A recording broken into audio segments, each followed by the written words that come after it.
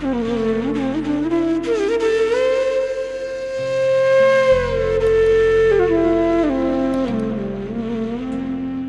भगवान श्री कृष्ण का प्रथम पाणी ग्रहण संस्कार माता रुक्मिणी के साथ हुआ, जो कि लक्ष्मी स्वरूपा हैं, और इनका प्रथम पुत्र प्रद्युम्न हुआ।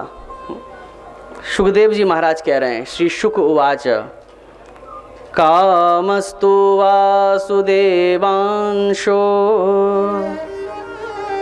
दग्धः प्राग्रुद्रमन्युना देहोपपत्तये भूयस्तमेव प्रत्यपत्यत। कामस्तु वासुदेवांशः, भगवान का प्रथम पुत्र कौन बनकर पैदा हुआ? जिस कामदेव को भगवान शंकर ने अपने तीसरे नेत्र से जला दिया था, वही भगवान का पुत्र प्रद्युम्न बनकर प्रकट हुआ।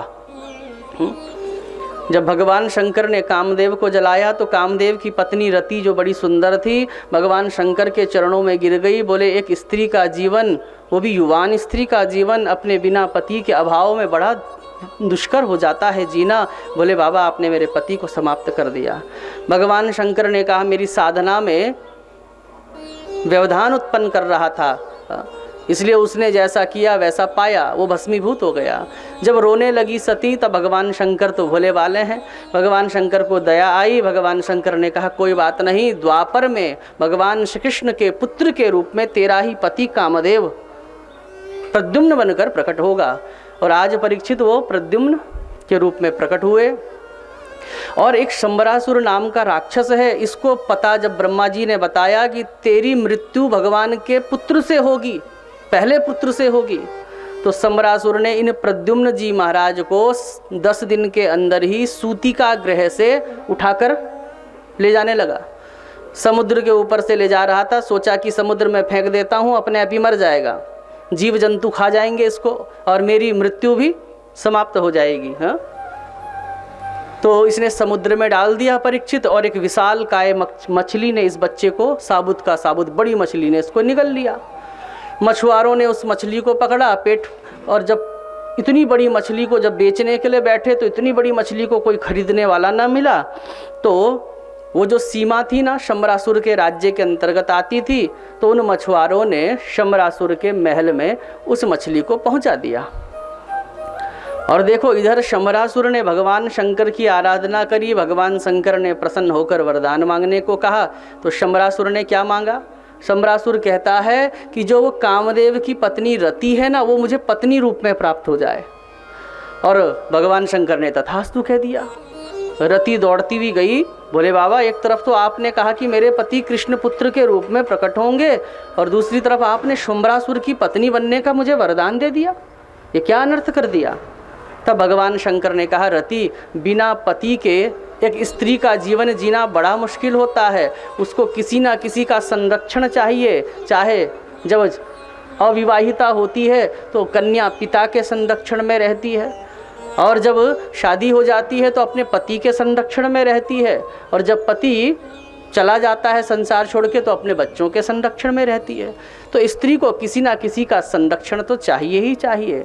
स्त्री तो क्योंकि बहुत कोमल होती है ना, बेल लता पता, जैसे बेल होती है ना, बेल को अगर सहारा मिल जाए वृक्ष का, तो बेल ही हमारी छत्र बनकर हमको छांव प्रदान करती है। लेकिन अगर उसी बेल को किसी वृक्ष का आश्रय ना मिले तो फिर वही बेल धरती में धूमिल हो जाती है। तो स्त्री एक लता की भांति है, इसलिए उसको पुरुष का संरक्षण चाहिए।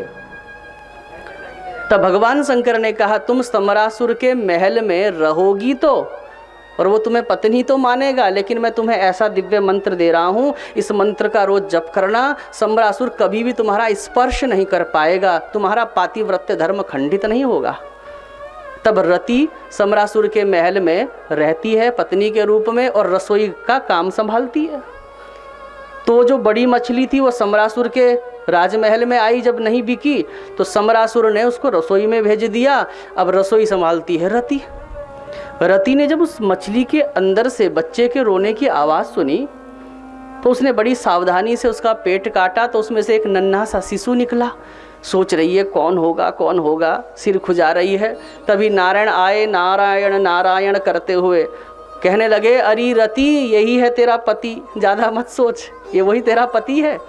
ओहो, अब तो परीक्षित वो अपने पति की खूब सेवा करने लगी गुप्त रूप से, और ऐसी ऐसी दिव्य औषधियों का पान कराया कि पूर्णिमा की चांद की भांति वो प्रद्युम्न जी महाराज बढ़ने लगे हैं। और जब युवान हुए तो एक दिन प्रद्युम्न जी ने रति से कहा कि मैं देख रहा हूँ, जब मैं छोटा था तब आपकी निगाहों में मैं वात्सल्य देखता था, करुणा देखता था, प्रेम देखता था, स्नेह देखता था, ममत्व देखता था, लेकिन जैसे जैसे मैं जवान हो रहा हूँ आपकी नेत्रों में मुझे कुछ चंचलता दिख रही है, ऐसा क्यों? तब रति ने कहा, चंचलता क्यों ना हो, आप तो हमारे पति हैं, अब आप युवान हो गए हैं। सारी कथा बताई, कहानी बताई। तब प्रद्युम्न जी महाराज ने शंबरासुर का नाश करके रति को लेकर द्वारिका चले गए हैं, और द्वारिका में भगवान के इस पुत्र का स्वागत सत्कार हुआ है। तो इस प्रकार से भगवान का प्रथम पाणी ग्रहण संस्कार और प्रथम पुत्र की कथा श्रवण कराई।